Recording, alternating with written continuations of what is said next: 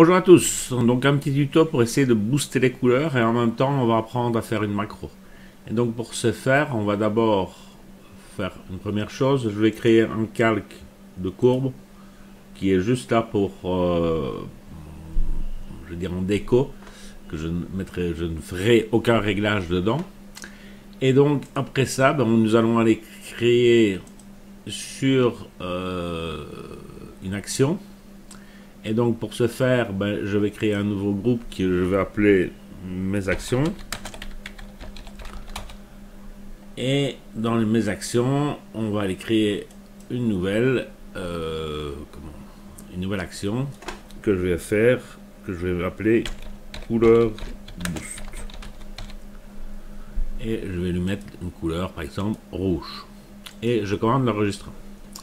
Première chose que je vais faire, c'est aller appuyer sur la touche Alt et le point virgule pour me placer au-dessus, sur le calque le plus au-dessus de la pile. Je vais ici appuyer sur le plus pour créer un nouveau calque. Je vais aller dans Calque. Ici, je viens dans Image, pardon. Appliquer une image. Le calque est fusionné, donc il va reprendre tout ce qu'on a fait comme réglage et en opération bien mettre normal. On va dire qu'on fait un OK. Et donc ce calque reprend en fait tous les réglages qui sont ici en dessous, enfin tous les réglages actifs en tout cas. Une fois qu'on a fait ça, on retourne dans Calque, on va dans Objet dynamique et on va le convertir en objet dynamique. Donc ce calque devient un objet dynamique, ce qui veut dire que si je clique dessus, j'ouvre ici un nouveau fichier.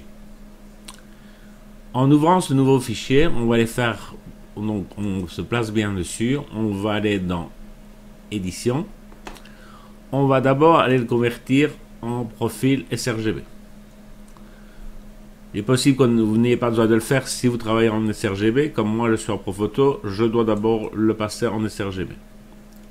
Une fois qu'il est passé en sRGB, on va aller lui attribuer un profil et cette fois-ci, on va aller lui attribuer un profil Adobe RGB. On vient mettre OK.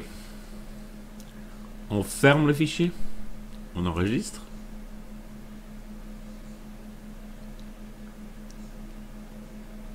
Une fois que ça sera enregistré, on va revenir sur mon premier et vous voyez que qu'est-ce qui s'est passé.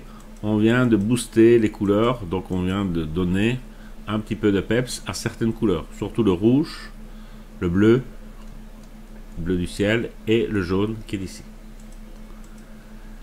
En général, en point de vue opacité, moi je travaille souvent à mettre 70%, donc je vais aller le régler vers 70% pour pas qu'on... Comme ça me donne, j'ai un boost mais qui est quand même pas trop prononcé. Et une fois que c'est fait, il suffit d'arrêter la macro.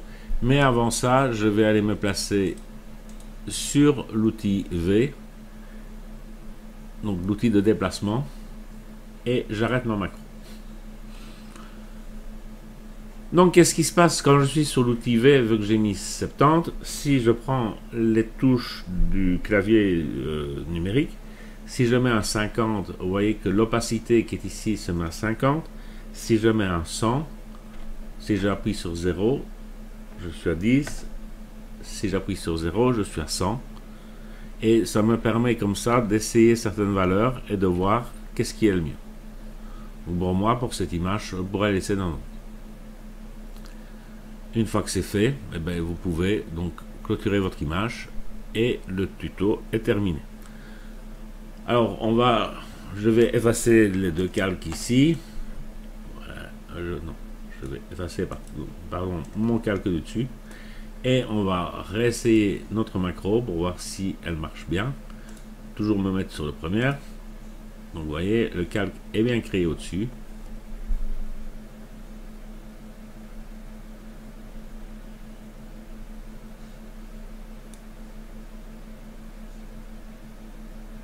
Et voilà.